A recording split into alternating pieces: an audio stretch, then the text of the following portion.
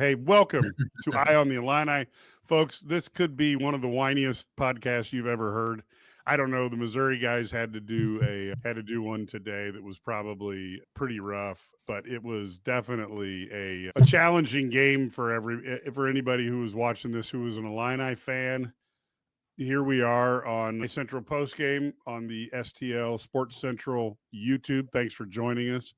Folks who are Missouri fans who are on here, we are in the same misery you are, except this was not a team that is nearly as good as the Oklahoma team that caused the problems, but ultimately just a frustrating game that Illinois had to play. Ked, I'm going to go through some of the stats here before we talk a little bit, but 27-10 is the key stat.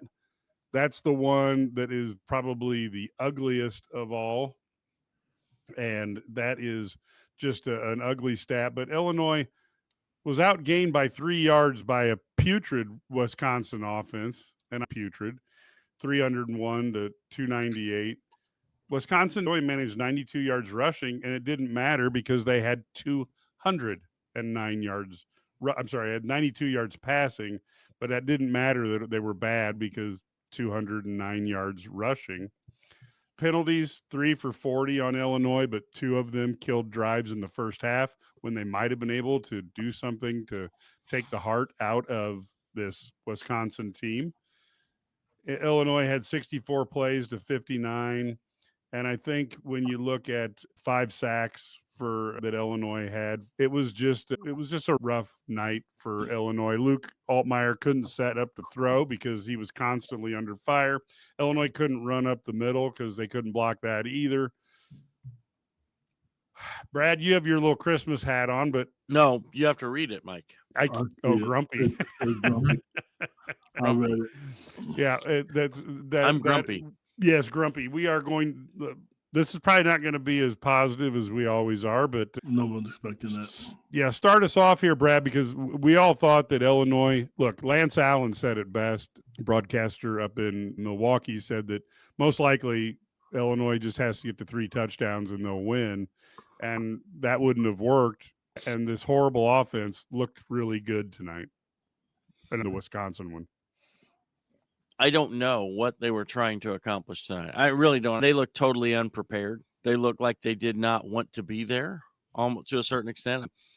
They're a lot of mental mistakes, a lot of physical mistakes. The scheme wasn't sound. They weren't fundamentally sound. They weren't staying in their lanes. They weren't doing anything. They had gotten a little bit better the last couple of weeks because they had done things a little bit. And it wasn't like a scheme change. They had just gotten better at execution. This was back to the same old defense that we saw before. And when you throw in the fact the offensive line, I don't know that they blocked anybody. And the running backs are like, they should just put a 6th offensive lineman in there if they're going to do that. Because think about 2 of those sacks tonight were because they had a running back blocking someone one-on-one, and they just literally got destroyed. I think it was Fagan both times. But it's just not. It doesn't make sense to me what they're trying to do. It's he's big, so he's going to be a good. He's not a good pass blocker. He is not a good pass blocker. We can keep saying he is, or try and make him one, or say he should be. He's not. And so I don't know what they were trying to do. And special teams, how many long snaps they have to. They got lucky they didn't turn it over before that when it happened. I don't know. It was just a really poor effort and a chance. Really, you had an opportunity here to really go 9-3 again and put your program on the map. Now, your best case scenario is 8-4, which, like I said, I think I picked 8-4 for the season. But Northwestern's going to come out for blood next weekend, and Illinois is not. I don't know that they're ready for that. Kid, I don't know what was worse: scoring 10 points, giving up 27, watching Luke Altmaier run for his life, and I really mean run for his life. There was nothing good about tonight. Special teams, offense, defense, blocking. And to be honest with all 3 of you, I don't know why. It looked like to me in our group text, I mentioned this looked like Indiana all over again, except for Wisconsin doesn't have Indiana's offense. They're bad. They just don't. And I don't know why more teams don't do it. If I'm Northwestern, I am going to bring it every time. And I'm telling you, I feel so bad for Luke because there was a conversation had when he came back. He wanted a really good offensive line. And you know what? And people are going to get mad and say they're kids. And I'm going to keep this PG because I'm frustrated. That offensive line it's just not been there. It's not. We can say that they did good and they had a few good games and they schemed well. This offensive line has hurt them because I think Luke's one of the top quarterbacks in the country, bar none. But I don't give a damn who was back there. Roger Staubach could have been back there, Brett Favre. It didn't matter. If you don't have time to throw at all and his balls are being batted down, there was just no blocking, and it's frustrating. I feel bad for some of these kids. They deserve better. And I think Barry Lundy is one of the best offensive coordinators that's out there. He had no answer because he doesn't control the offensive line. They tried a number of different things, and it just wasn't enough. This was a bad loss. And for the people out there looking and watching Wisconsin celebrate on the field, I'm glad. Because if you want to be good and you want to talk how good you are, you got to bring it. You can't lose games like this. Because what you do, you've taken a step back. I'm concerned about next weekend because I don't know who's going to be there. Social media, my Twitter page won't refresh fast enough. People are upset, and they should be. Steve? We've talked about it all year long. Brad's right. Caden Fagan can't block. It's something that was certainly worth trying. He's a 250-pound, 6'3", 250-pound running back. You'd think that'd be a good person to be a good blocker, but he can't. I think he's probably allowed more sacks than any of our offensive linemen. And that's saying something because he's only called upon to pass block maybe 1/3 as often as our offensive linemen. But I don't blame him. And I really want to emphasize this. It's not his fault. Just because you're big doesn't mean you're going to be good at blocking. There's a reason they don't just put sumo wrestlers in offensive lineman jerseys and tell them to block. It's not as simple as that. You can't just be big. You can't just be strong. You have to have the quick feet. You have to have the quick hands, and not everybody has them. So but it's a coaching fail. And I guess I'm going to disagree with Ked a little bit to some extent because until the fourth quarter, I thought the players were doing fine. They folded at the end, which was embarrassing to see, but I really thought we got out schemed. Especially on offense. The reason you don't see Luke Altmaier double, triple pump very often is he doesn't usually have to. He sees guys open, but Wisconsin had guys like on spy coverage repeatedly, and he wasn't ready for it. He thought, he would go through his progressions. This is my guy. This is my hot read. But Wisconsin actually had guys spying his hot reads repeatedly, which is why you saw him double, triple pumping. And then, of course, we talked about this last week when we were talking about his pro potential.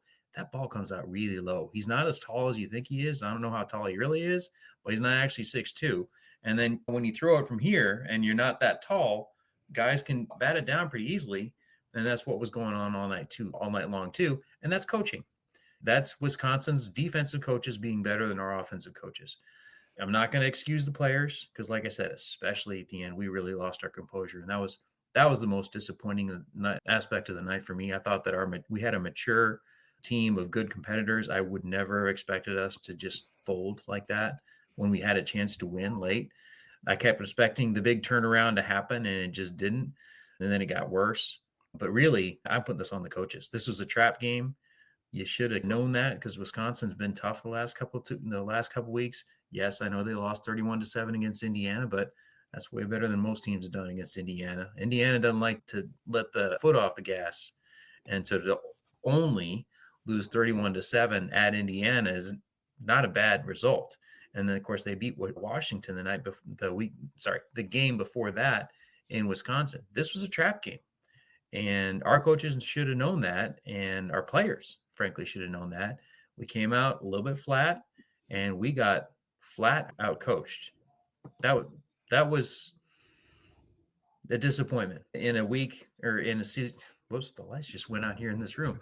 Now he thinks he's sturdy sitting in the car. See that last week. I'll turn them on here just a second after I'm done talking. But yeah, I think we got out coached and our players folded at the end, and that was a disappointment. One moment. Steve, I'll tell you what, just so Steve. you know, Steve, Brad has a button, and when he thinks you're going too long, he just hits it, and Yeah. out go the lights. So is that like the hook? That's like the hook. Oh. That's the hook, yeah. I can say something so bad right now, but hey, let me throw this out there to you guys. Do you realize Wisconsin has only scored 20 points twice all season? One was against Middle Tennessee State, who I think is 2-9 right now, and tonight. All season long.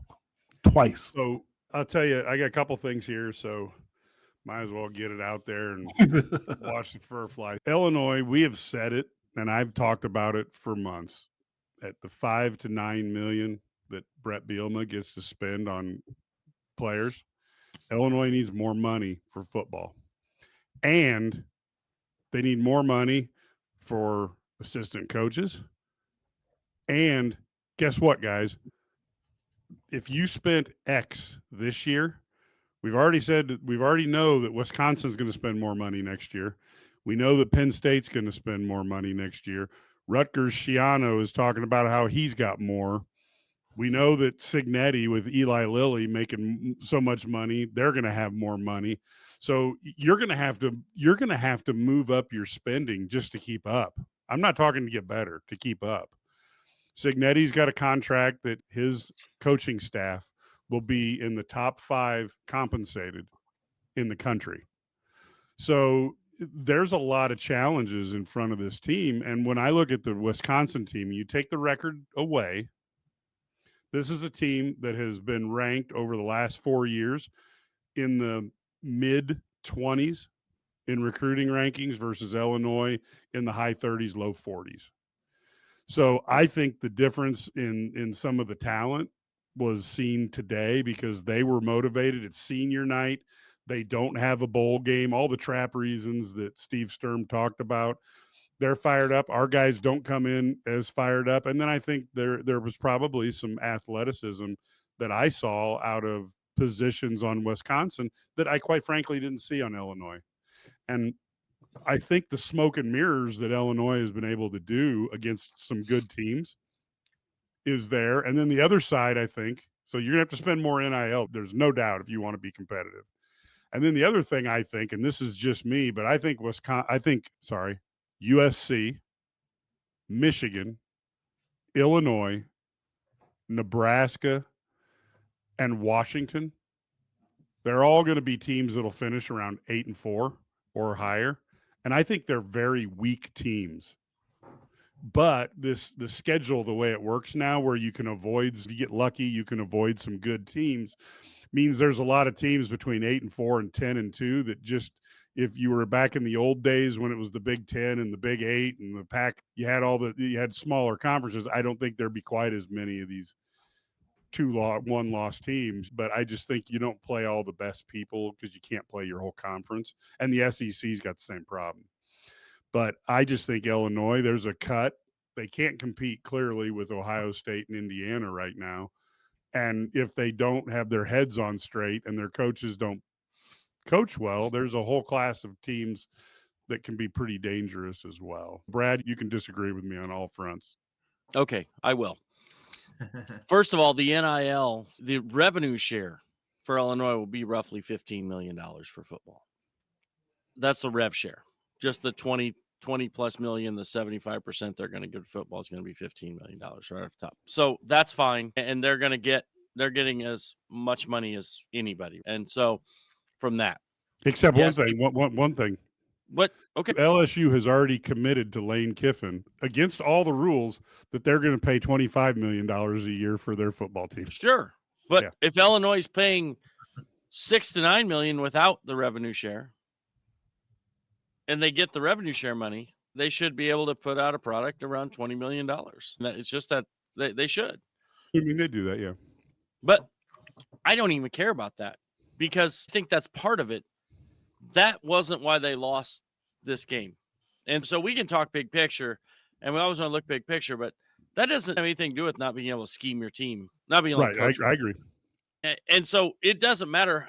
They would have had to have Ohio State's defense tonight the way they were out there, and they would have needed maybe, I don't know whose offense they needed tonight, but somebody who's really good because they came out they're scoring 32 a game. coming into this. They just were completely out schemed. They had no game plan that was successful. They didn't have any energy. They were not motivated. Didn't look like like I said, they didn't want, and I don't think the players did either. At least some of them. I wouldn't say that about Luke Altmaier. I thought he tried till he got a little skittish at the end because he kept getting killed. But they also, in today's world, okay, and you mentioned, okay, they were ranked higher in recruiting. That's fine. What were Indiana's recruits ranked over the last 4 years? Yeah, they weren't ranked as high. But they went out and got guys. They were built on performance, though. Guys who performed at lower levels that he paid to come up. Yes, totally agree. But what I'm saying is that's what there are different ways you can do this. And you have to be able to evaluate talent. And recruiting's a problem. Portal's a problem. But all of that's fine. You can't tell me that this Wisconsin team, that somehow they just got good on offense tonight. Oh, I agree with that. They didn't just get good. They're terrible. And so what you have to do is you have to wonder how that can happen. How does the team run over you when they can't throw a football? They can't throw the football. I agree. And they weren't running the wishbone. It's not like they were out there running triple option or something like that where it's tough to prepare for it. They were just running, just lined up and ran it. They kept handing off their wide receiver. I think this was a coaching issue tonight. And I think that's a concern. And they have a few coaching issues, I think, that they need to fix somehow. But yeah, sometimes great talent can overcome that poor coaching because physically they're just super fast. But I think Illinois can be competitive. Yeah, not with Ohio State, but they should be able to compete with Wisconsin. Wisconsin doesn't have a crap ton of money or anything like that. They should be able to compete with Iowa. They should be able to compete with Purdue. They should be able to compete with all those and Michigan State, etc. Okay, take out Michigan, Ohio State, probably USC, etc. But the rest of them, just go compete, go play. It's going to come down to, can you outcoach them? And if you can't, then we got a bigger problem. I agree with both of you. I think you're both right, and this is just me and my opinion. I'm going to throw it out there. I do think there's some coaching problems, and you guys can talk about schemes. I'm going to throw this at you because I know I can't say all of you heard it. There is some talent issues. Whether they got the right players, I don't know. But I will tell you this. When Illinois played Indiana, and it's out there, we always talk about once things are online, you can go back and they're there forever. Kirk Zanetti flat out said after the game, I don't even think it was he did say it in the press conference. I thought he said it as soon as he left the field as well. Illinois is big, but they're not athletic, and he knew that. He attacked them. They're just big and can't move. Go back, research it, and you can listen to it for yourself. And that's exactly why Indiana exposed them, and that's exactly why Wisconsin exposed them. So it could be schemes, but if you don't have the talent, I'm really sorry. I have a hard time understanding if – I'll just use Wisconsin since they played tonight. If they're much more athletic and can get to your offensive line the way they did, you can do all the scheming you want. If you're not good enough, we know how good Caden Fagan is. We all talked about how good he was. And I feel bad. He's just not a good blocker. And this is one of the top recruits in the country. Hell, he could have went to Notre Dame, USC, Penn State, anywhere.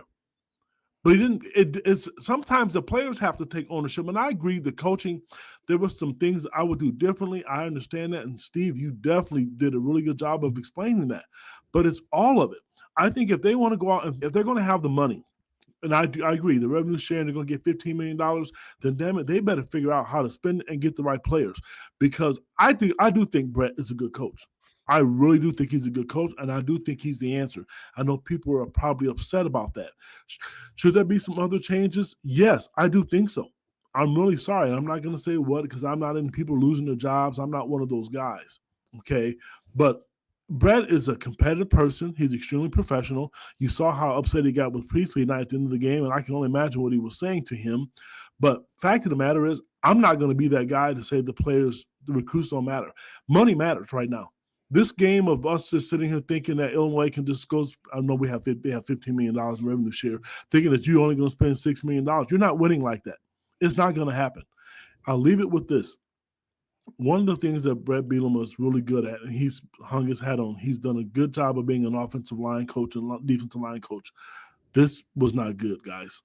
This whole season hasn't been good. They've had a few good games, and this was all they talked about was returning 16 to 22 players, returning the whole offensive line. Let's call it a spade. That offensive line did not live up to its billing, not even close to it. So get some money, find the right players, and act like you're going to do it. Why pretend that everybody else is doing it? Yeah, Steve, now that your lights are back on, we're going to let you talk. I'm just a little bit curious here, because the first thing I'm going to say is Mike's wrong. That's Am I fine. going to get okay? I wasn't sure if I'm going to get. Go right some of ahead. the No, catchy Brad has the technology button, so like you're he's gonna- safe. okay. Just want to make sure. I won't turn you off since you said he's wrong. So the thing is, I want to make 3 points. First of all, let's all take a deep breath. We're still looking good for 8-4. We're still looking at one of the best pairs of seasons we've had in Illinois history. It's not that bad. We still have a coach who's built us into something, and it figures to keep us in something, which is something that Illinois fans have wanted for my entire life, right up until the NCAA comes along and yanks Mike White out, and University of Texas comes along and yanks John Makovic away. We're still in good shape. That's point number one. Point number two, Matt Stevens made this point online earlier this week, so our subscribers have probably already heard this. Maybe not everybody who's listening has heard this. Brett Bielema very loudly and proudly announced that he's going to have more money to spend this offseason than he's ever had, which is true, but it's a little misleading given what we all were saying. There's just so much money out there in college football right now. Everybody's going to all of a sudden get a big cash infusion, thinking that, yeah, twice as much money doesn't mean as much when the market is the same, and all of a sudden everybody's spending crazy money. Let's be excited that we've got money, but understand that doesn't mean we're going to be able to just walk out and get superstar after superstar. Okay, here's the part where Mike's wrong. Our troubles this year, not about money. I just looked it up again. I thought I was right, but I just wanted to double check. But while you guys were talking, I looked up the transfer portal ratings for last year. Indiana was ranked higher than us in transfer portal rankings last year, but just barely. And that's only because they took 23 transfer portal recruits and we took 18. Our average, like according to the site that I'm not going to say right now, our average is the same as theirs.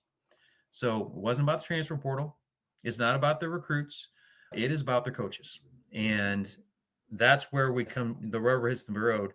It's about our assistant coaches. And it's about perhaps the loyalty that Brett Bielema has to those guys. We've talked about Aaron Henry a lot this year. I think he's pretty good as a defensive coordinator. Some people think he's the worst you've ever seen. I will say that his first year, he had just terrible performances. We saw a whole lot of defenders as the ball is getting snapped, looking at. Stop me if you're an Illinois fan. You've seen this before. As the ball is being snapped, you're looking over at the sideline going, what am I supposed to do? What am I supposed to do? That happened all the time his first year. It really cost us. I saw that a few more times tonight. And you just can't have that in the Big Ten. You can't have that. There has been less of it, but I still saw that again a few times tonight. And Barry Lunny, same thing. Look, he's pretty good. I'm not saying that we need to dump him. I'm not saying he's helpless or whatever, but tonight we got skunked on 3rd and long again and again.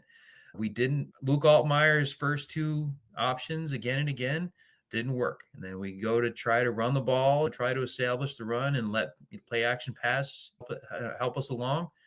Didn't work. Wisconsin outcoached us tonight, both sides of the ball. The special teams was not ready to play either. This was a trap. And that kind of goes to the top. Brett Bielema should have been up for this game or return to Wisconsin for him. Luke Fickell had said some things in the press. We stole 3 people from Wisconsin this offseason in the transfer portal. These are all things that should have had us up for this game, and we weren't up for this game, and we got out schemed on both sides of the ball. So it's a coaching thing. That's not really about the money. That's about Brett Bielema's decision-making. And again, point number 1 is he's still pretty good. We should be happy with where we are.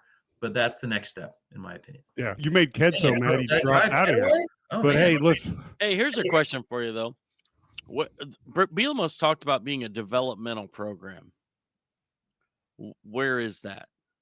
We haven't seen that on either side of the offensive or defensive line, really, have we? Well, not on line. Crazy? Now, I've seen that. I could say that we've seen Hank Beatty develop. We've seen some people like that. We've seen maybe some guys in the secondary. Dylan Rosiak, and it hurt when he went out tonight. It really did. Yeah, that was a big part of the game, yeah. But on the lines, what's up with the offensive and defensive line development? Because that's really You're supposed to recruit those guys, and then they're going to develop and get bigger, and then But that's where my talent acquisition comes in. As a guy who's hired people for 25, a lot longer than I'd like to admit, more than 25 years. You can't make chicken salad out of chicken doo-doo. And so you can every once in a while get a 1-star.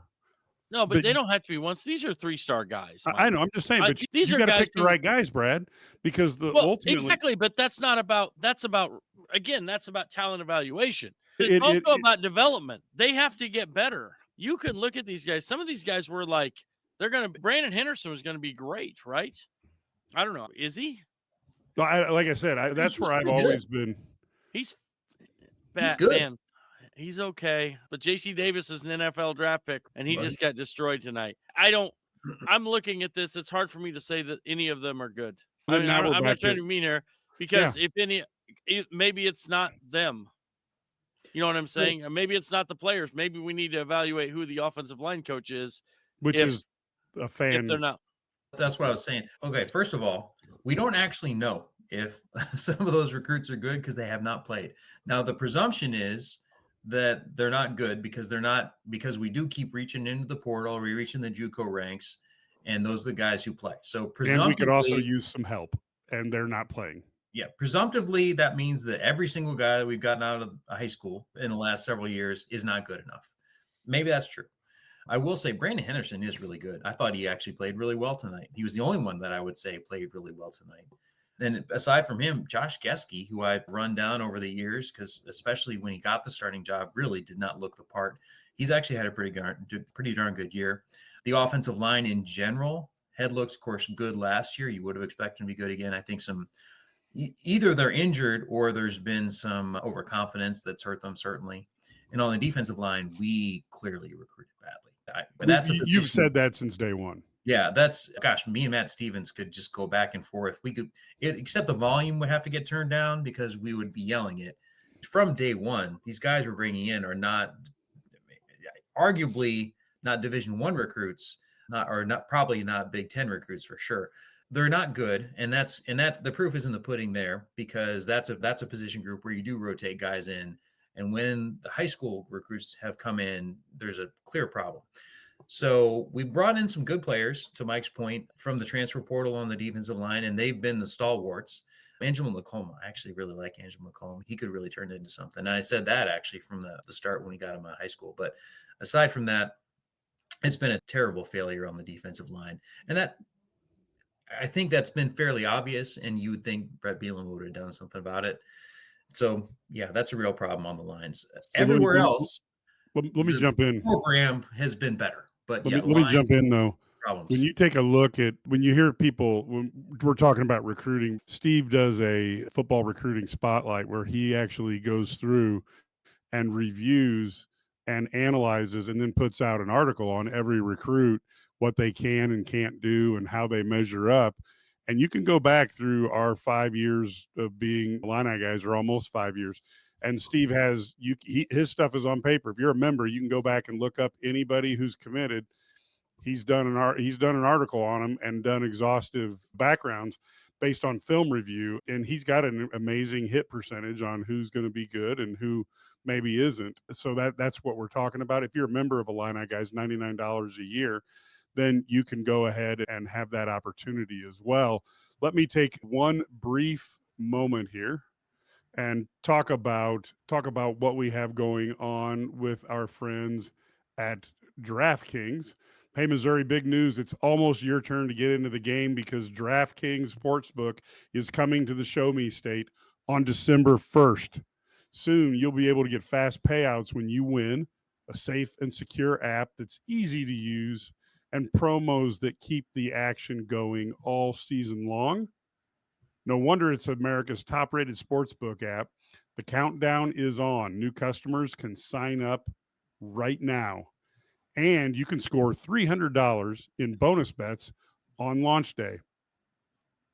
Now, how do you do this, you say? You just download the DraftKings Sportsbook app and use code STL Sports. New Missouri customers sign up today and score $300 in bonus bets once we're live. That's code STL Sports The crown is yours in partnership with DraftKings Sportsbook. Is gambling a problem?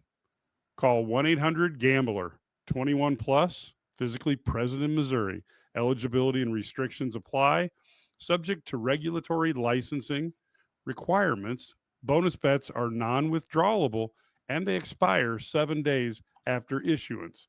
For additional terms and responsible gaming resources, see sportsbook.draftkings.com/promos. Thank you for the folks at DraftKings. Wanted to go over that. Now let's get some views, because we knew this was going to be a little bit crazy. So we've got a few things. Wanted to start down at the beginning here. Can I comment while you pull one of those up? Go right ahead. I got a text message from one of my friends. Brett Bealham sent a subliminal message about the roster he has to build around them. He knows. Okay, so y'all, when you get done, you'll probably be able to listen to the press conference, but he just texted me and said that came up. There was an issue. He's not going to embarrass his coaches or his players, but bottom line, whether we agree on this podcast together or not, he's not stupid. And I do think he's a good talent evaluator, but that's his way of saying that they have to get better talent. Yeah, look, man, if I'm out buying a filet and I'm putting that on the grill and all Brad can afford for a cooking contest against me is hamburger, I'm probably going to beat him. That's just the way it goes. I don't know, Mike. I'm pretty good. So here's one. If we don't slip by Duke and USC, we would be sitting at 5-6. We can say that about every game every year. But if we didn't win that game, things would be worse. Or if we would have won that game, things would be better. Brad, any thoughts on if we don't slip by USC and Duke? Yeah, that's the nature of the beast, right? They did. And so I don't look at they could have, should have, would have, right? They should have won tonight. So I don't know. That I don't worry about that. I guess to Steve's point, it's good that the bar's been raised, that we're all upset about losing this game. Yeah. And that's a good thing. I don't know. I'm just not enamored with what they're doing. And I guess depending on what he said, and I haven't even listened to it yet, but I will. Depending on what he said, he's right. They have to get better players. They've got guys we talked about that at the Indiana game. Some guys got exposed. There were things out there that I don't know. They're just not, I don't think they have some people out there who don't belong out there. And then I also think that I guess he said there's going to be off-season corrections, and whether that's players, coaches, whatever it is. But yeah, I don't know. I'm not very positive about where they're going here with the program. I think they are where they're at. They have to get better. You know what I mean? I think to raise the bar, they're going to have to go somewhere else. I think they are where they're at. I don't know that they're getting higher than this. And that's my thoughts, and I'm not saying they're necessarily bad, because if they can go 7-5, 8-4 every year, probably going to be okay. Yeah, it's much better than anything we've ever seen. It's a much better bar. But at the same time, like, every time you raise the bar, you start doing this. It's when Illinois didn't make the NCAA tournament basketball, I was like, just make the tournament. Then they did. It was like, make the Sweet 16. But now it's make the Final Four. So there's always that next step. I'm not in the locker room, but I'll tell you this. I would be very surprised that there won't be some coaching changes, more than one. And I'll be surprised if the roster doesn't look better, or at least they think that they're going to get better players. He came here to win championships. We all know Michigan and Ohio State, Penn State, and Oregon. We know how good those teams are. He is at the University of Illinois, and I can assure you Josh Whitman is going to back him with the same situation. We look at all these other places who are throwing the money around, and we've already talked about that. I'm not going to beat that issue, but he wants to win. And I can assure you, I'm not saying who's going to be fired. I'm just going to bring Aaron Henry up because they know how close they are together and how they've been around each other for a while. I know he'll make the right decision. If Aaron Henry's the guy, then keep him, so be it, help him. But if he's not, he will make the right decision. I can assure you, he wants to win games. And I know, think about it. The fans are mad, media's mad, players are mad, but this is all on him. He's responsible for everything that goes on. The kids go out and get in trouble. I don't agree with that.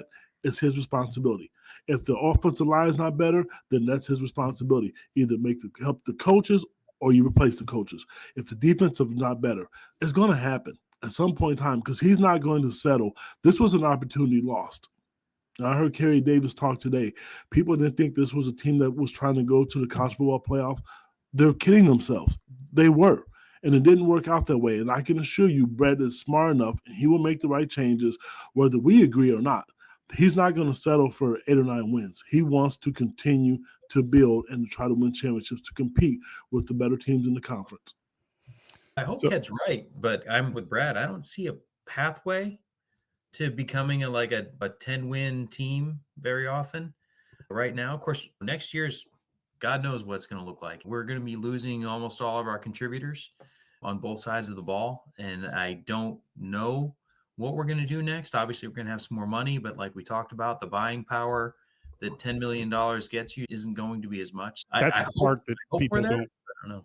That's the part people don't get, is that you could actually spend significantly more next year and have worse results because the whole marketplace went up. And like, for example, I'll blame Brad Underwood for that. He did such a good job in the portal the first couple of years that he got coaches who didn't really want to deal with the portal going, I think I need to get the portal, because he just replaced 88% of his minutes and made the NCAAs. And that's the time. And now you're going to have people trying to go into the portal.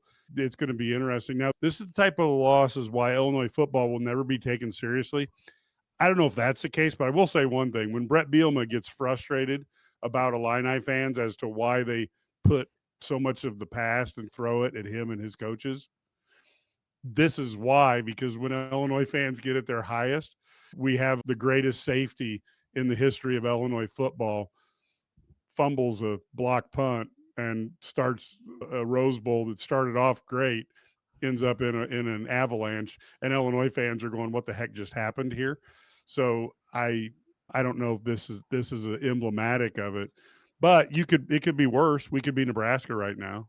Nebraska, they were talking going to the playoff. We were all laughing about it because we were like, that team isn't that good. And they just literally had, for the first time this season, Penn State woke up and steamrolled Nebraska tonight. I don't know what the final score ended up, but it was brutal last time I saw it. So this is part of this. When you have a conference that is big enough that all the teams don't play each other, you're going to find some teams, like Wisconsin had a brutal schedule this year. Go back and review it. This team is a 4-win team, but with a better schedule, I'm not saying they'd be a great team, but they might be a 6-win team where we're not. Mike, you still have to score. I agree. But they only scored against Illinois. I know, but Iowa proves and Middle Tennessee State. Yeah, Iowa proves you can go 6-4 without doing anything. That's true. Let me ask you guys this. I interviewed Megan McCowan. She's a women's basketball analyst for Big Ten Network. Since we're talking about money and coaches, she made a comment to me that I really liked. And here's what she said. And this is to Steve's point. Everybody has money now. So how are you going to be different? Every school has money. So is it the coaches? Is it going to be the facilities? What is Illinois still going to be that's different than Michigan State or Michigan? Because you have to be able, and I don't know what that is other than the fact that Brett Bielema can put guys in the NFL. Obviously, Ohio State can do that, and so can Michigan. And now Indiana's going to do that. So when everybody's having money, what's going to be the difference? How is Illinois going to get over the hump? Because she's right. She's exactly right. It's talent evaluation. But then we always talk about the money too. But there's also another side to this. What's James Madison ranked? Like 21st in the country or something like that, or whatever. Go through these teams that are not in a Power 5 conference. Yep. They don't have that money. If you don't think those players would come to and could still be effective, we saw that Signetti, where did his guys come from? They're good enough players that they're able to come in the Big Ten and play. You need to go find guys like that. And we can say everybody's got, okay, but you got more money than you've got more money than those teams do. So you should be able to get those guys, right? So there are good players out there that you can change. So I don't know. But you don't. The interesting thing is with Ohio State paying 30 to 40 million, they can aggregate multiple players of talent level so that you get an injury. And then they get an injury, they put in another guy who's. That's what I'm saying. Yeah, no, and you're exactly right. But it's not going to be equal next year. You don't have to compete with Ohio State. No, I get that, but I'm just saying it's not going to be equal next year because LSU just sent that email out. I didn't hear Mr. SEC commissioner going, "Hey, time out, guys. There's a salary cap." They basically told Lane Kiffin, "We're going to spend $25 million on the team," when everybody knows that the salary cap for the entire athletic programs between 20 and 22 million. So we know there's going to be, and so I only do the money for one reason and one reason only. Because you see it in sports, the money allows you two things. It allows you to aggregate more talent, and so that's important. And these guys they have the ability then to outbid for positions. And so if you have a group of teams that are doing that, it does make it harder for guys to break through. And what Cignetti is doing is, I think he's a really good talent guy, but he was down in the lower income levels for years. And he knows those guys. He knows those guys at that level, and he can pull them up for pennies on the dollar. I'll be interested to see how well he does once he's in the high rent and he doesn't have that extra area that because the guys who James Madison were looking at, Ryan Day's probably never even spent a minute on. That's true. So yeah. I think. So what you're saying is you can get those guys. You can if you can throw the net wide enough, and maybe that's where, like to your point, Brad. So maybe what Illinois would do if they really wanted to set the system is get a scouting staff that's better and bigger and cast a net across the country so that you're competing and you don't have to overpay because you found a 3-star in Butte, Montana, who can play well because you've got more people out there looking at him. Connor Stallions is available, I think, now. Yeah, exactly. He can get some film on him. But no, I think you're right. Okay. Development too. Like yeah, you it's can development. spend money on development, then that's a cheaper way to get there. It is, but development. Hold on, let me make one last thing because Brad, you've coached longer than I have, but I've coached and trained, and development's one thing, but you got it. You can't miss on the physical skills that are necessary to do whatever you're going to ask them to do. In essence, if it doesn't matter whether the guy's a 5-star or a 1-star, as long as he's got the right size, strength, quickness, speed, whatever you need to play the position. And the challenge that Brett Bielema has is when your budget's lower, it may be harder to find guys who can do what you want to be a good defensive tackle or be a good defensive end. And they've got to figure that out. That's all I'm saying. But sorry, go ahead, Bradley. But look at some of the guys they have. Was Hank Beatty a highly recruited kid? Right. No. Well, he's pretty damn good. Right, but he's got the measurables, and he was right there where they saw him. I honestly believe this. I think the other part is, okay, I think Tanner Heckel has a chance to be okay. He has no experience playing. He didn't even play 11-man football. But I thought there were a couple when he just has to go make a play as an athlete. He had a couple good plays tonight. But I think he can be something, but he needs a lot of development. And so that's where you have to you got to develop a kid like that who has some athleticism, has the ability, but he has no awareness right now. And so that's where I think that's just another example. But I don't feel like we've got development in probably the two most important positions on the field. And that's the way I look at it. And that is offensive line and defensive line. Because if you have a really good offensive and defensive line, suddenly your offensive line, your running game gets a lot better. You don't have to have if you have a great offensive line, your running back doesn't have to be Barry Sanders. Totally agree. You know what I mean? If you have a great defensive line, you're getting to the quarterback and rushing 4, your backs. You saw that tonight, right? Wisconsin rushed 4 all night long and just constantly were the whole night. Caused havoc. And when they did blitz, they ran over the guys who were supposed to pick up the blitz. So yeah, so that's all those things. So I don't know. They're going to be, but I guess I think you can do this. And I'm always this is me. I'm always a proponent that you're not always going to have the best team, but you can get the most out of your players. And I think that's where they have to do the job. You have to get the best out of what you have. You have to evaluate whatever and so forth, but you have to get the most out of it. And maybe that's whatever that is. You have to find a way to win with what you have.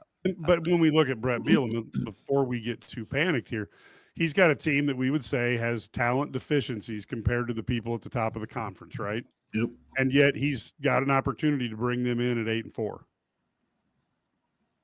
So I'm not saying that he doesn't, but he does a bad job. But I do think the glaring thing that we've talked about for 4 years now is he is now that Nick Saban's out of the mix, he's the number one guy for putting offensive linemen in the NFL. And we have not figured out a way to capitalize on that, because if I'm a parent, I'm going, okay, there's a very small chance that my son is going to play in the NFL.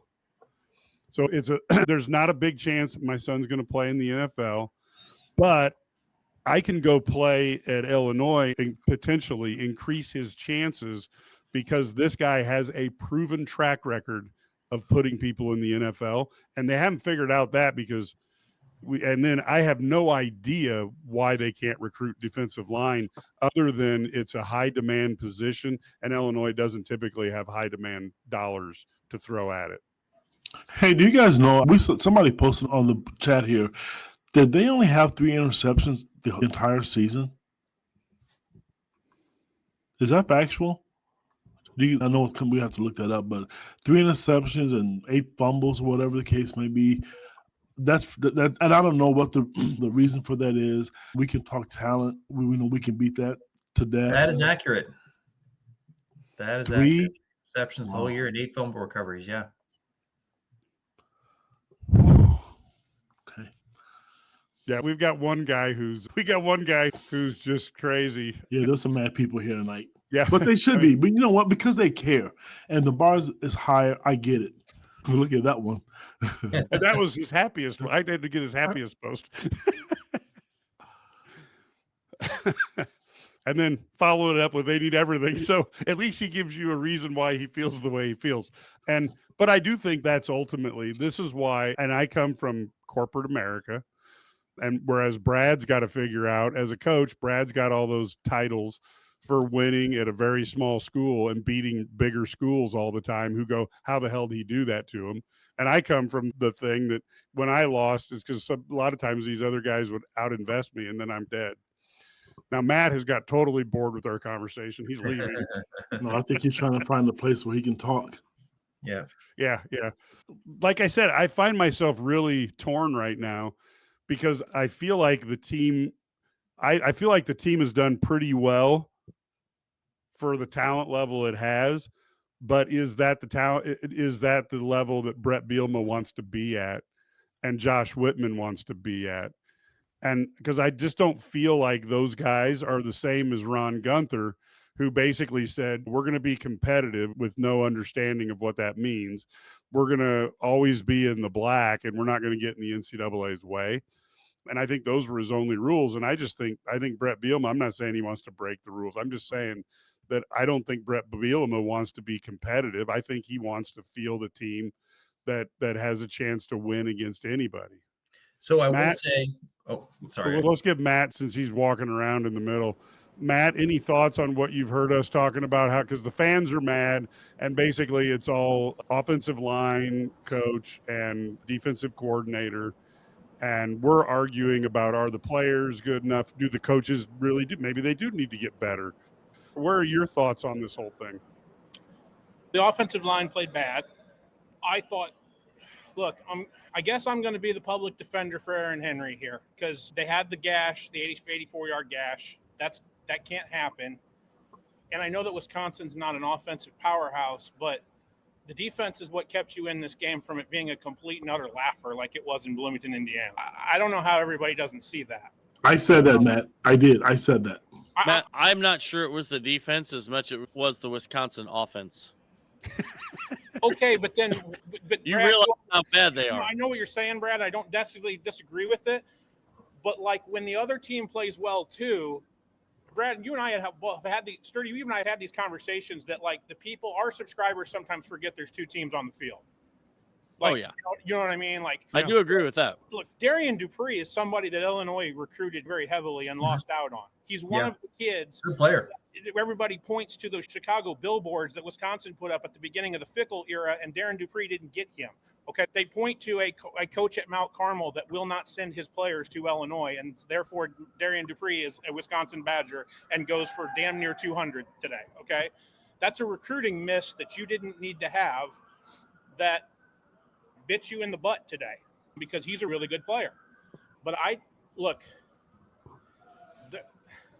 if Aaron Henry was as bad as people think that is, it would have been 63-10 like it was in Bloomington. I'm just sorry. That's the way I feel about it. What frustrates me the most, and I'm just going to get this all off my chest, and then we can talk about the football game. But when the punter gets sacked on his own 14-yard line and then Aaron Henry's defense gives up a touchdown, that's not on Aaron Henry. That's on a really bad special teams play that you screwed your defense up on. And, yeah, they could bow up and get 3, but then that's a spectacular thing that they did. The normal thing a defense would do at that point is give up 7 points on a 14-yard drive. That took 6 plays, by the way. It's not like Wisconsin just showed up like on first down and was like, boom, we scored. And I get that they don't have a quarterback. They're on their 4th quarterback. I get it. Like this is not an offensive powerhouse. And I do think that Aaron Henry's defense kept this from being a complete laugher. And quite frankly, when you go into halftime only down 10-7, Aaron Henry's defense after the first drive is a big reason why. So from that standpoint, when Brett Bielema talks about offseason changes that need to happen, maybe he's talking about Aaron Henry, but he might be talking about the players that Aaron Henry is being asked to coordinate.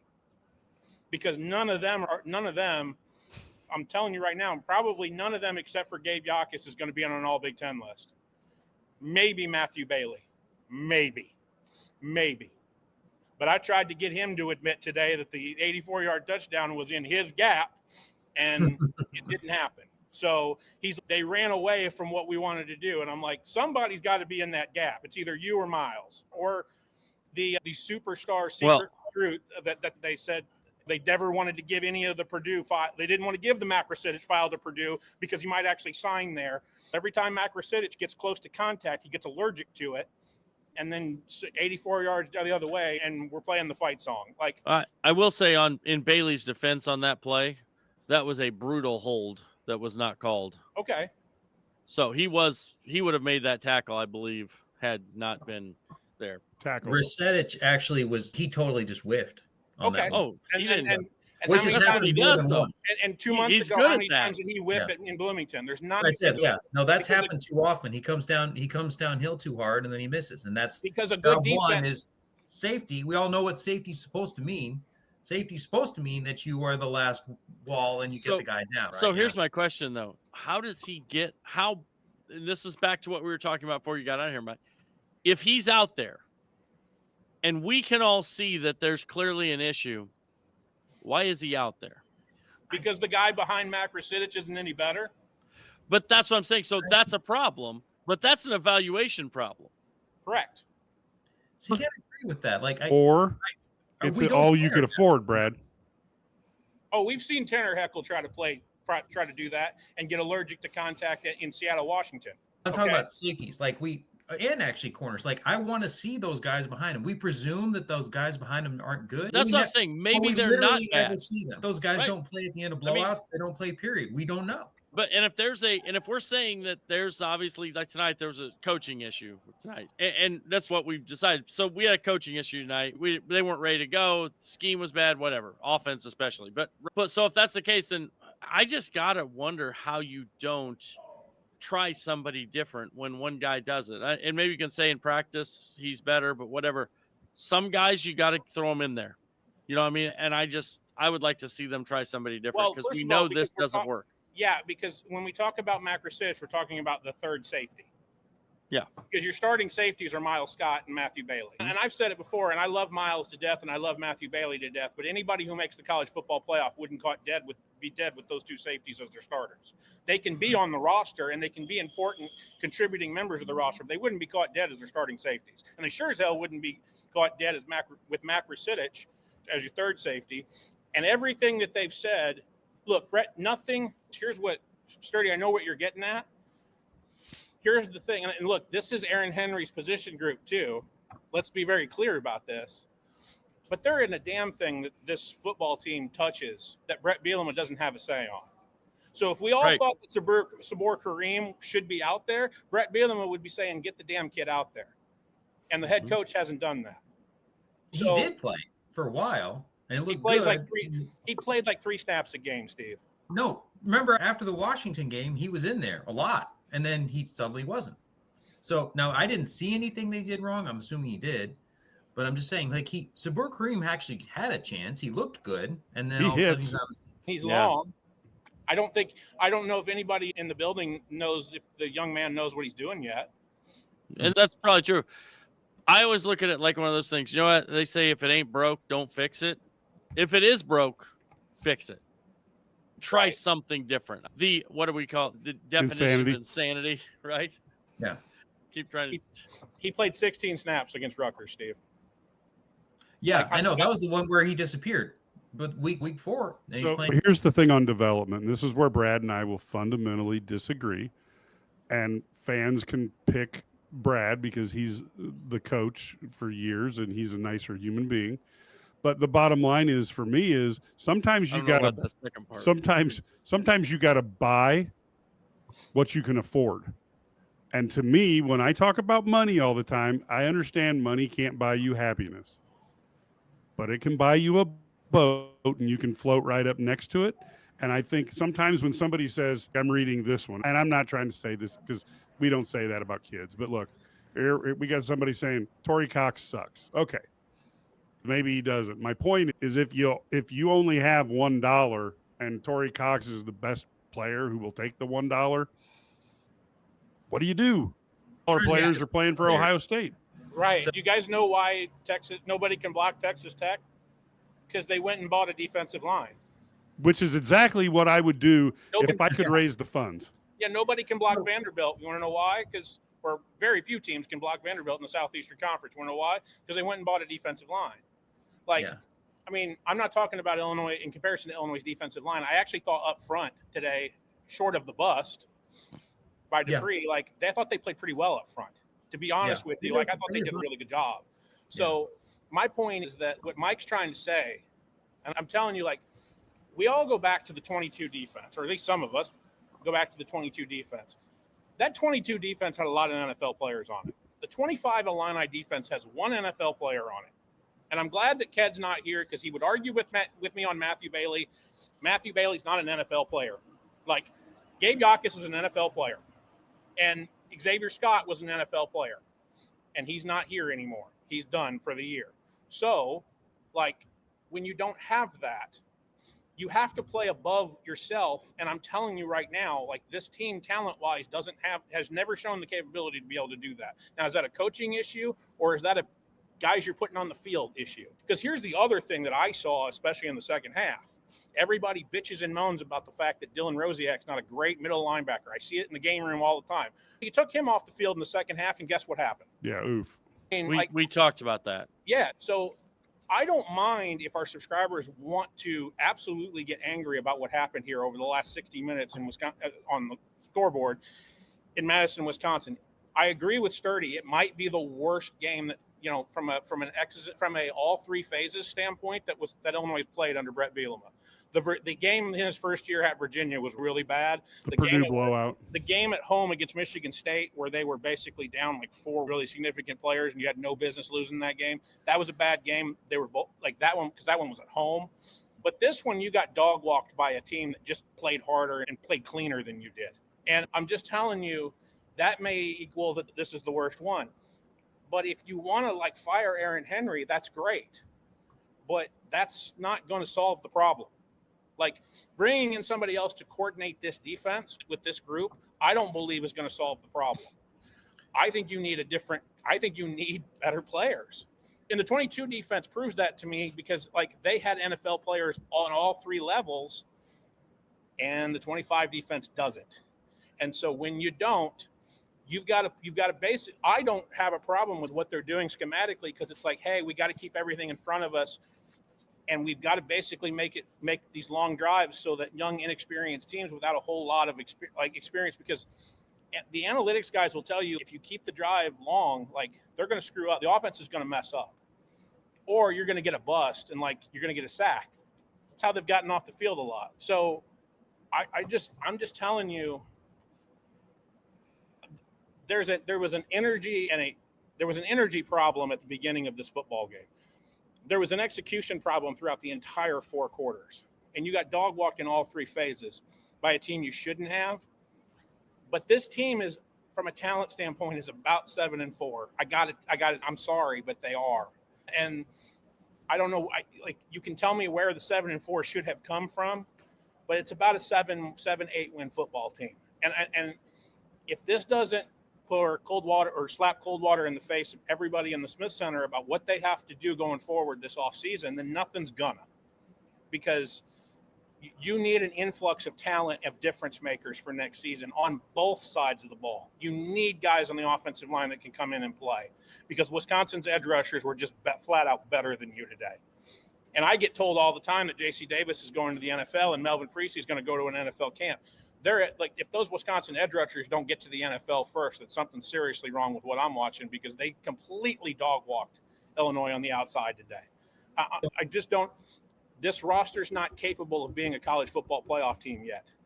And they're not capable week in and week out of beating who they're supposed to beat every single week without having a letdown game like they did today. So if this doesn't do it, then Illinois is going to be what they are under Brett Bielema, and it's going to frustrate a lot of people. But I don't know what the offseason is going to show, guys, because I don't know what they're thinking in the Smith Center about what they need to change and who needing to change and how they need to change it.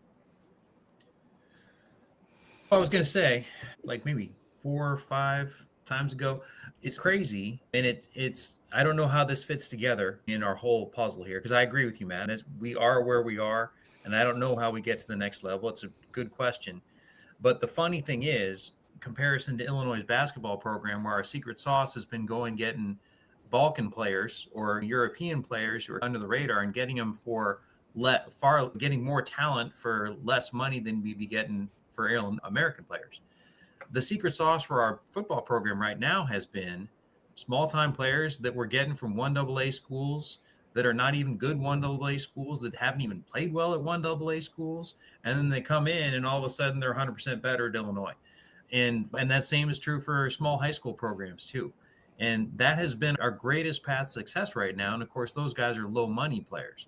So how's that fit in with having more money now? I guess maybe you get a few more high value guys and then count on some of the low value guys to fill in the blanks. And then one thing, Matt, Jaheim Clark, that's an NFL player right there. He's an NFL player, no question. So I agree with you for the most part, but yeah, Jaheim Clark's an NFL player. Yeah, it's an interesting road. So I think we all agree on one thing. They need better players. And they also need to know. And they need better coaching. I think that we can all agree that they do need better coaching, but they definitely need better players. I don't think anybody's arguing with that. I think where we disagree is that how we get them. Mike, you think you have to have $1 billion to win. I don't. I think you can win at a much higher level with less money. No, I'm not saying you have to have $1 billion to win, but if you have more money, it allows you to make mistakes that when you're on a shoestring budget, you can't make. So, for example, the Kansas City Royals can win a World Series, but the Dodgers are going to get more shots at it and maybe win more, because if they make a mistake, they just go pay another player. You know what I mean? They got somebody else they can acquire. But I don't disagree with that. But we're not talking about beating the Dodgers. No, but what I am talking about is we're trying to beat the Pirates. But we're trying to, we need to beat the Pirates. But let's put it this way: Indiana, they've turned themselves into a machine. So what I would do if I'm Josh Whitman is I go see Mark Andreessen, and I have Brett Bielema and Brad Underwood in tow, and we talk about what we want to do to help make Illinois bigger and see if we can get Mark Andreessen on board. Shad Khan has been a huge proponent of the program. You got Larry Geese. So they need more, and at least give it a whirl. But I also want to say that doesn't guarantee that you're nothing. Because I totally agree with that. Kentucky's basketball payroll. I'm totally with you there. You got to have both sides. You got to have the coaching. You got to have the player acquisition. And you have to get the right players. Yeah. And no matter how much money you spend, you have to get the right guys. You have to put them in the right spot to succeed. And we don't know. Can I make the point, though? Okay. Can I make the final? I think you're both right. But I don't know if the guys in the Smith Center can do it, because they've never done the combination of what Cagley and Sturdy want, the people in the Smith Center have never done. Okay? Because what have we all been told about this program? we're going to pay for retention. I'm telling you right now, and I think that Brett Bielema... We found out that's not so easy either, is it? Yeah, no, but I think that Brett Bielema, in what he has said, like during the bye week and last week on Monday, he has said we're probably not going to pay for a lot, like the same amount for retention that we did this past year.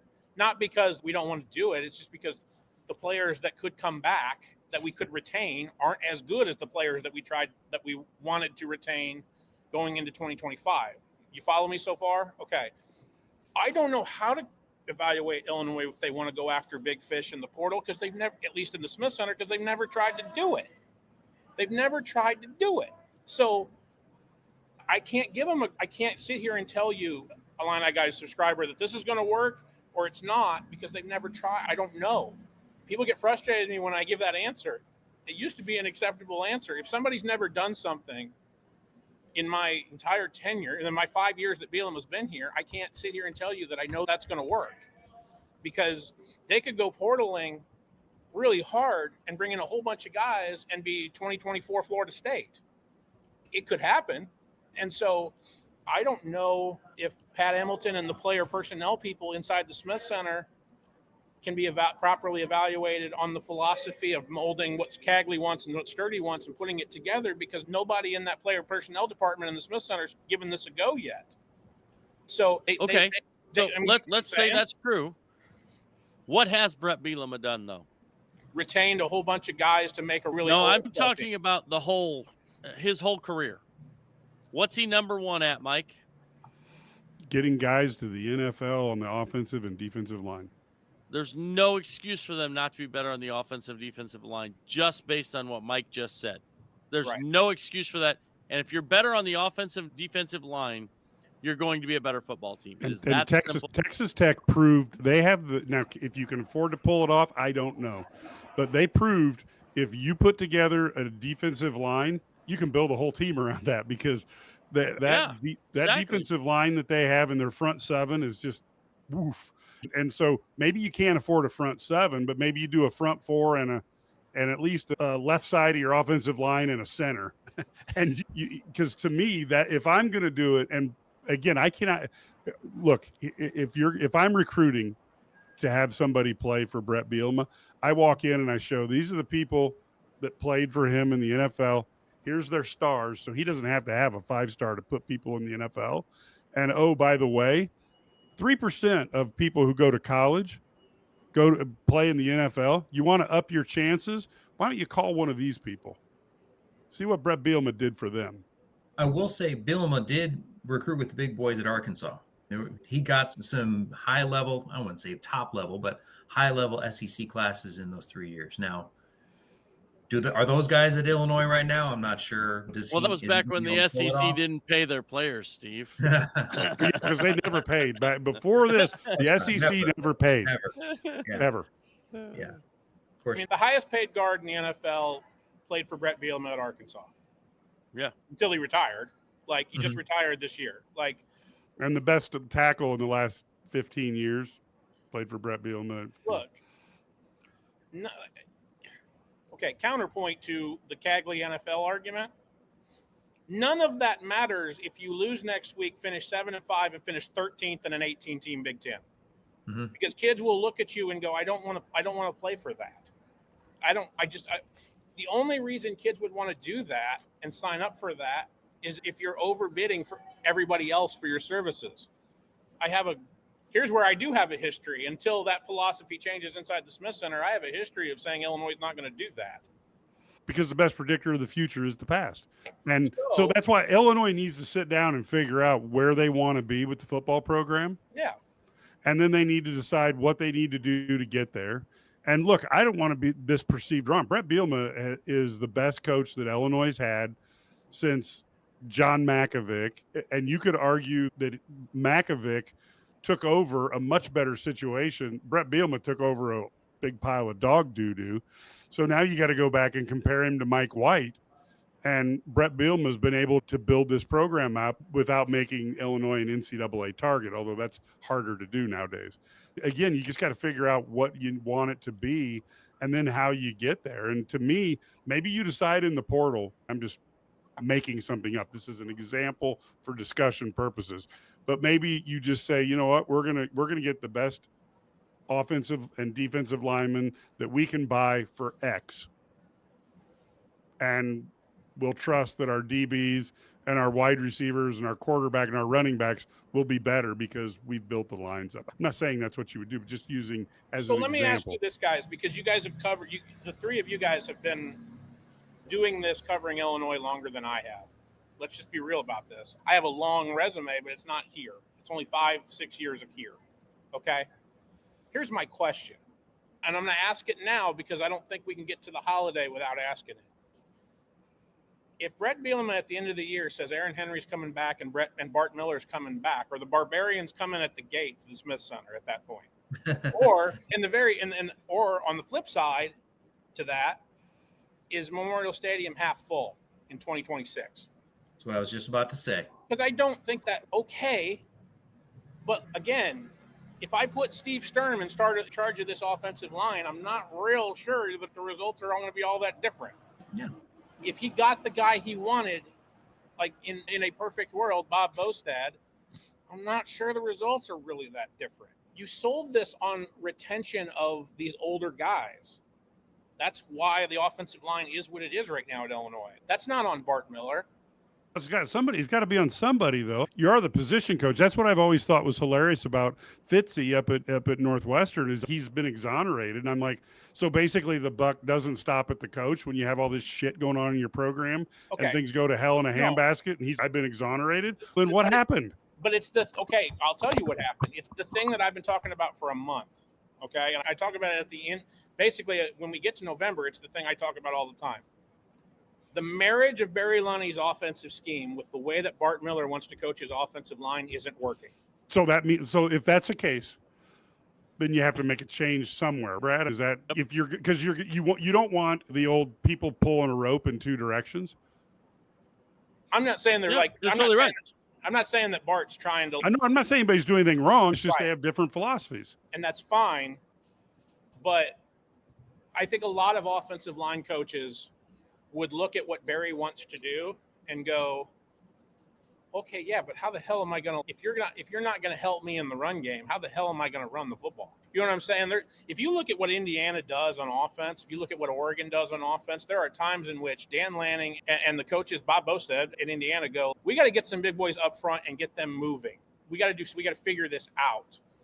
And I'm just telling you, like, that's my question right now, is that seems to be the two hot spots of people that want to bitch and moan about Illinois football right now, which is Aaron Henry and Bart Miller. And if Brett Bielema sits up there, it's usually in a State Farm Center, but if it's in the Smith Center or wherever it is, he does his end of the year press conference before the bowl game and say, hey, look, I don't anticipate any staff changes.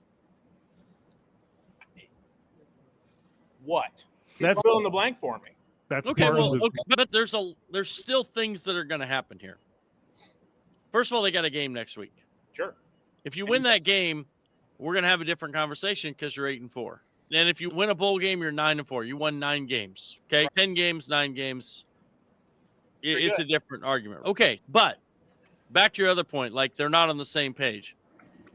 Let's say it's softball.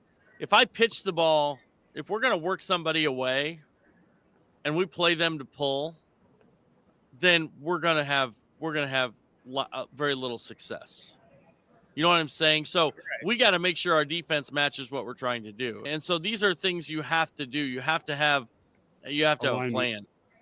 And you have to have a plan.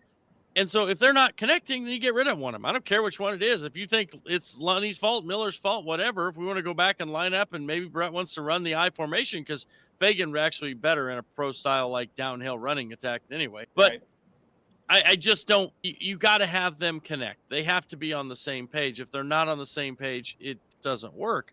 And I do think there's an issue too that the tempo – when they played with tempo, they're good, but they were afraid to play with tempo because they were afraid to go 3 and out and then put the defense back on there over and over. And so I also wonder because I'll just say, Sturdy, I don't think you're wrong in that idea of why they didn't go tempo. I also saw the quarterback have a really noticeable limp as he was walking to the bus. So that might have been why they didn't want to go tempo too. We have a quarterback who is at least hobbling. Yeah, but maybe the defense would be more tired because they had to chase him a lot tonight. Yeah, I put in the game room. I'll tell you about the run game. That was the plan within the plan, Brad. They were going to wear out the defense by having them tackle the quarterback repeatedly. So many times. I'm exhausted. I put in the game room that I thought the RPO runs, especially like through the A gap, were getting 5 and 6 yards in the second half instead of 2 and 3 in the first half. I actually thought Illinois' offensive line, in a sense, was wearing Wisconsin down over the course of the game. When it got out of hand, you couldn't keep running the football. Yeah. So that's not. Again, it got out of hand because you had a big gainer for 84 yards, and then you had a special teams unbelievable mistake. Special teams cost you 10 points today. Yeah. It also cost you Ohio State, remember? When we took a knee? Yeah. Oh, yeah. Yeah. The heck of a year for a punter since I've never seen either of those. Might as well have taken a knee again because it was a bad. Then he would have gotten sacked. Yeah, it's a long but I mean, those are snapper. bad snaps too. Yeah. Those are bad snaps. Terrible snaps. There were low ones there too. But see, okay, so there's my example right there. I don't think long snapper is a position that's a high dollar position. No. Agree with that totally. So you could clean up one thing Right. that they've given up points on by having a better long snapper. No, I can't even tell you who the long snapper is right now off the top of my head. I can tell you who the two are because it's Patrick Mahoney's fault on the kneel down because he's the backup and Lane Hansen wasn't healthy, believe it or not. It's Ohio State. Today it's Lane Hansen who threw a ground ball and got his punter sacked. How many? He had 3 low ones. Oh yeah, right? I mean there were 3 low ones, so there's a lot of them. But what I'm saying is, so those are little things. We can't blame the inability on not enough money. No. The inability to snap the ball to the punter is not a money issue. Is there some long snapping guru coach out there we can hire? We're going to pay them. That's honest. Where'd you spend your money on? We have the best damn long snapper in the country. Sure. Pay $3 million for him. That's not on Dish. That's on the long snapper being able to execute his on his deal. Like my problem here is this. I forgot I'm grumpy. Damn it. Yeah, my problem is this. If you the 3 keys to Brett Bielema being able to win football games, no matter who he's coaching, whether it's Wisconsin, Arkansas, or Illinois, is run the ball, stop the run, and cover kicks. We couldn't do any of them. You went 0 for 3, and therefore you lost 27-10 to a team that had no business dog walking you. I don't care where the game's being played. So from Brett, to his credit, Bielema kind of said that. Like, we lost every facet of this football game. Lost it. And I don't disagree, but I think the players played like crap. And I don't know if I thought they were poorly coached, I would be coming to you saying, I thought they played bad, but they were poorly prepared against Indiana. I really did. I thought that one was you know what? You got shown up by a coaching staff and a roster. Okay. I don't know if you got shown up by a coaching staff on this, but you darn sure got shown up by a roster in Wisconsin that just wanted to be here more than you did today. Flat out. No, it was clear they couldn't match the intensity of Wisconsin's defensive line played with a fire from the first snap. Their edges. I'm telling you, their edge rushers are going to end up in the NFL. It's mind-boggling that it's not mind-boggling because you're down to your 4th quarterback and whatever, but it is mind-boggling to that Luke Fickell couldn't figure that the Wisconsin offensive staff couldn't figure out a way to grind out more wins than they are right now. That's the way this is. But from that standpoint, I don't think that Illinois I don't think they had a coherent plan in the first half. And then I thought they made some adjustments and they busted it up. But I don't know. There's no reason that this should have happened other than one team wanted to be here and the other didn't. Period. End of story. Here's where that gets worse too. Of course, we came off a bye 2 weeks ago. Last week, we were totally vanilla. You didn't see a single darn new thing, offense or defense, which to me meant, hey, we obviously are preparing for this game. No, this is the game where we should have taken a quantum leap forward, but you're right, we weren't ready to play. But also on top of that, schematically, we got beat in a situation where we should have had an advantage. So we should have with a quarterback who can't throw. We should have been in the goal line defense the whole time. Just shut them down. That was the whole thing you could do in the old NCAA game. You just play the goal line defense all game if a guy couldn't pass. Yeah. Yeah, but then we might have given up 30 points then, Mike. You never know. Exactly. That's how they bust the 84-yarder, though, because there's 9 guys near the line of scrimmage. Oh, the best one was I forget which DB it was, just running by and these guys the guy put his hands up and looked back. That was awesome. It was role playing at its finest. I was just laughing. So literally, Lance Allen and I are sitting next to each other on the press box, and we both saw it where it's like Torrey Cox just got absolutely juked on that because he thinks the ball's in the air. Oh, trust me, we all saw it on national. I will say I think he would have had it. It was good coverage. If he had thrown the ball, it was an interception. It was good coverage on the deep the ball. running back, while he was running the 84 yards, would have thrown the ball. He would have had it. Yeah. No, remember, we've seen that in the NFL too. That happens. Like when you're in man coverage, it's your job to look at that guy and follow that guy. I mean, it's embarrassing to look at in hindsight, but you know why? That's not as bad a play as you'd think. Here's the sad part about that because Torrey Cox is playing nickel on that play. Okay. Uh-huh. You know what's sad is that there's a reason why nobody told him to turn around, and it's because Mac Rasidic had already blown the freaking tackle at the line of scrimmage. So there's nobody in the secondary to tell him to turn around. Now, Torrey Cox on that breakaway run is also the one who just mailed it in and made no attempt to get away from his blocker either. So there was a couple of those this evening by different players. Like basically, if the guy says, "Hey, Torrey, I'm going to block you," he says, "Okay, I'll just lay down now." That's happened this whole year. I thought there was not a lot of high motor stuff. I felt Gabe had pretty good motor tonight. He said, I thought he did too. He cracked down and made some tackles. He got to the quarterback, but at the same time, if he didn't come down from the edge. Like there were guys there it was almost like the ball was snapped. They just stood up. It was like, it was really odd. Almost like I don't want to be here. Brad, I thought the nose tackle, once again, I thought the nose tackle position got pretty vertical. Like I thought they got up the field. I thought Angelo McCollum and God knows Kurt Neal was motivated to play this team. Like I thought they got up the field a little bit. When you saw him scrambling in that opening drive that goes for 7 points, like a lot of those are the defensive tackle. He just ran by the defensive tackle that's getting up the field. And now there's a total big hole in the middle. I thought Carter Smith did a really good job of actually just scrambling his way through that initial drive. I thought up front, Illinois did a really good job. I thought it was the second half they did not. Yeah, no, that's probably right. Right. The first, as you saw at halftime, I tweeted, Illinois gave up 45 yards after the first drive or whatever it was. And they gave up Illinois' offensive line. We complained about Illinois' offensive line, but keep in mind, we had 5 sacks as well, and they only had 15 passing attempts. So that's why they don't pass that much. Yeah, right. And look, to Sturdy's point, that's when I get frustrated. Because, like, I'm seeing in the game room, we need to fire Aaron Henry at halftime. And I'm like, guys, this could literally I couldn't figure that one out. Like, this could literally be 20-7 right now instead of 10-7 if Aaron Henry's defense hadn't bowed up. You've now baked this cake and taken it out of the oven, and you want somebody's career to end at this point. Because that's the only thing that's going to make you happy. And the fact of the matter is, I've seen it before, where you take Aaron Henry out of the equation.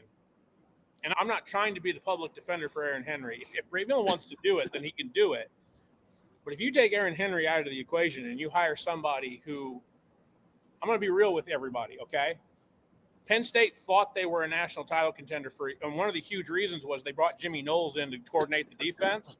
And everybody in Happy Valley kind of figured, okay, the $3 million man that we coordinate this defense, probably not it. Like, he's part of the problem. I'm just telling you guys, you bring in somebody new, there's no guarantee that this doesn't either A, like we're just doing this again with a new dude, or B, it gets worse. Yeah. Because now you can't recruit Florida as well as you'd like to because Aaron Henry's no longer on your staff. So I think Brett Bielema has a really good conundrum to think about this offseason when he talks about offseason changes. I think he's talking about roster personnel. I don't think he's talking about his staff. I really don't. But I'm just telling you, if you bring in Bart Miller, if you jet set Bart Miller, okay, and you bring in an offensive line, who are you going to bring in that wants to do this with Barry? Like, it's the funny thing is, like, you could jet set Bart Miller, okay, What if Barry Lunny gets a job, head coaching job? Now you've got it. Now you've got to figure out what we're doing in the pass game and what we're doing in the run game. Because Bart's not here anymore. He's basically your run game coordinator. Great. And oh, by the way, you got to replace, because I know the personnel staff does a lot of this, but you probably got to go get 4 guys on the offensive line out of the portal, and you don't have an offensive line coach now. Good luck. That's the reality. So there's a lot of things that have happened here. And again, I want to point out, if they lose the game next weekend and they finish somewhere in the neighborhood of 13th in this Big Ten, in a year where I've had guys on the IlliniGuys staff tell me that this was a college football playoff or bust season, you finish 13th in the Big Ten, good luck recruiting the portal. Have at it, Haas. That's the problem you've got. That's why when people say that these games, when you're not a playoff team anymore, don't mean anything, this loss meant a lot to this program today, simply because you've got a lot of people going, oh my God, like, what if we finish this off with another loss to Northwestern? I'm going to tell you something, guys. Like, for this roster that they put together, and Mike, you and I both know, and Sturdy knows too, and everybody in this box, everybody in this quad box knows, Illinois is not the highest payroll in the Big Ten, not even close. Okay, but you lose next week, and you finish lower in the Big Ten standings than Northwestern, which exactly will happen. Don't tell me about payroll anymore. Don't do it, because you can load up the freaking payroll and do Texas Tech and Florida State out of the portal and whatnot. You're still like, good luck, because like a Northwestern roster that I literally thought was a roster that had 2 wins total, maybe, will have 7 wins and have 5 Big Ten wins and will finish higher than you. That can't happen. That's an embarrassment to the program. That's been my point all night. It's not about competing with Ohio State. It's about beating the teams that they're on your level. You got to be better than them. I do think, I mean, we beat this probably to death, but there's a good point when you talk about, okay, here's my question. We say we don't want to get rid of this guy. Would Aaron Henry be a defensive coordinator anywhere else if he left Illinois right now? Who would hire him? He was really close to getting hired by some power conference schools this past off season. I'm just really that's not what I asked you though. Oh, okay. I said if Aaron Henry left right now after this season, who would hire him as a power four? He probably wouldn't be. Would Barry Lunny? Yes. Oh God, yes. I would think there's a message in there somewhere. Yes, that's what I'm saying. I think there's something like if nobody wants your coaches, then it's not. And I think that's one of the reasons, Brett. I think sometimes and I'm not afraid of someone leaving. Like I don't. If some coach leaves, whatever, we'll find somebody better. Because again, like you mentioned earlier, Brett Bielema runs the show, and so he's the guy in charge. So he's gonna. If he can't find a guy, then don't hire him. You know what I mean? Then he shouldn't be your coach. If he can't find the right coordinator, then he shouldn't be your head coach. I think we make things too hard. Good coaches win. Bad coaches lose. It's just that simple. And all about being good coaches, all those things. It's putting a roster together. It's having a scheme together. It's just that simple. And find a way. Get it done. I don't want to hear. I'm so tired of hearing about the whining about we don't have enough money for this or that or whatever. No one's asking you to be Ohio State. No one's asking you to be Michigan. Just be better than Wisconsin and Northwestern. I'll put a bow. Can I close with this? I'll quickly put a bow. I feel like it's always easier to predict talent than coaching. Always. But if you don't have good coaching, then the talent looks bad.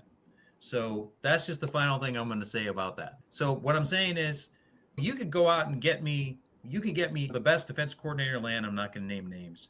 Sure. And I would say, yay, good, we're all saved. But there's still like a 50% chance, I don't know, 50. There's a good chance that he comes to Illinois and he sucks. And that has happened numerous times. To Matt's point about what we've seen go wrong in Illinois history, that's happened plenty of times. Like a guy that we thought was a great coach comes in and he sucks. Tim Beckman. If it happens to Tim Beckman, it can happen to anybody. Did anybody actually think that, though? No. Even on the first day, he was so bad. But you could also get Kurt Cignetti. Yes, you can. Yeah. And that's the problem. Everybody wants Kurt Cignetti because they want to take a team and we're good right away. Well, Because but you got to do the things Curt Cignetti did, which is meet with the Eli Lilly people, talk Mark Cuban into getting the dollars in. He did all that, and this is not conjecture. Did Indiana spend more on its roster this year? Yeah. Yes. Oh, yeah. Yes. Huge. 30 to I 35 couldn't be more million. definitive about that. Yes. Massive pay. Okay. Yes, they did. Okay. Massive. Yes, they did. Now, As I said, like, here's here's the argument, though. Did they last year? Did they last year? I don't think they had to, Because he brought all those. but he brought a bunch of players that he had coached or played Correct. against that he knew about. He did the Jimmy Johnson thing. That's how Jimmy took over the NFL Correct. for the Cowboys. But this year, to keep all those guys Then he had all his money. and all that And stuff, then he we went had and to got more. use all that money, and he had to go get more. And then So that's what I'm saying. Yeah. They did both. They Right. kept the JMU guys that still had eligibility.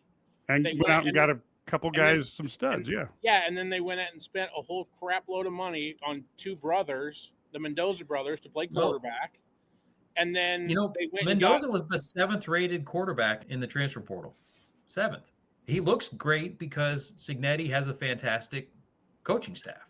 No? Steve, what do you think the 7th best quarterback in the portal costs? I don't know, because we never really know these numbers. Those numbers get thrown around, and some of them are obvious lies. I don't know. Okay, I'll answer my own question. A lot of damn money. Yeah. Let's not act like they got Fernando Mendoza on the cheap. Let's not act like they got his younger brother on the cheap. Okay, the 7th best quarterback in the portal costs a lot of damn money. And that's the reason why you hear me talk about the crazy No, thing about taking Coach Bielema and Coach Underwood and Shauna and going to talk to Mark Here's Andrews. the question I have. If we're going to go down this road, do we think Illinois is poorly coached? Because here's my caveat to this. Tonight, yes. Okay, Sturdy says yes. I don't know if I Tonight. disagree with tonight. Fine. I don't know if I disagree with him, but your $8 million head coach said that he thought they looked great in practice all week. Now, but they could have.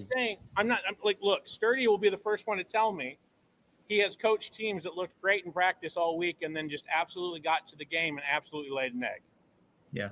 And I don't know whether or not that happened here, or is there something that this staff just does not see? Okay, that they just don't like, or is it that whether it's with their scheme or with their players that they go, if Johnny Newton were still here, we would still be running the stuff. If I had my 3 NFL guys in the back, I'd still be running this, and we'd be absolutely just fine. If Walt was calling this, guys, I have a fear that if Walt is still calling the defense for the 2025 Illini, we would be having the conversation like did Walters peak in 2022? And that's the thing we'll never know. That's the beauty of sports, is that's a conjecture that we get to argue about. Folks, we've been doing this for a long time now, so and it's getting close to midnight. Matt's got a long drive home, so we'll let him get into the car. Make one more point that I think is really important. Yes. I think one of the more important things that come out of tonight too, I don't know if your quarterback's 100% healthy. Nope. That's a real big problem. Like going Said into that last week. Yes. That's not that. I think your quarterback has got a limp that they're going to work on him all week, and he'll probably look great in warmups come Saturday before the Northwestern game. But your quarterback not being 100% now because of the punishment that he took tonight, that's not good going into a Northwestern game where they play pretty aggressive defense too, and David Braun's a defensive guy. Anybody who plays against Illinois, Brad said it earlier, but I think I'm pretty much going to go, hey, let's do blitz. See, what are we going to do every play? Blitz. I don't think anybody questions. I don't think anybody questions Luke Altmaier's toughness, and I agree. I know damn good he's going to play on Saturday, but I don't think your quarterback's 100% healthy, and that's a huge problem. That's a huge freaking problem. Our quarterback design runs have been a big part of the offense too, and I don't know if we have those. If Altmaier, because Barry Lunny knew he had about 3 more games with Luke Altmaier, and he was like, "We got to get him in now because whatever if we run the wheels off of Luke Altmaier, like right before." The designed runs probably didn't hurt as bad as the punishment he took every time he dropped back to pass. Because at least he knows he's taking a hit on the design runs. No kidding, man. And where to look versus back there when guys are coming from all angles and tackles are falling down and running backs are getting run over. The carnage that was back there tonight. Folks, look, if you enjoyed this, IlliniGuys.com, $99 a year. we will certainly be back. We're going to do a lot of them. We'll have our Northwestern preview, which just got scarier.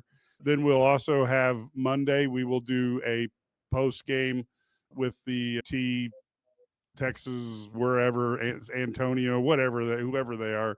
We'll do that on. Yeah, we'll do that on Monday, and then of course Friday we'll be back with UConn, and then Saturday we'll be back here. So this is the last week of two sports, and man, is it keep us on our toes. But we're so happy you were here to share time with us. So go to IlliniGuys.com, and if you can follow us, go ahead and become a member. Of course, you can follow us here at the STL Sports Center YouTube. You can also follow us on the IlliniGuys.com YouTube. And we look so forward towards Monday's game. And until then, folks, go Illini.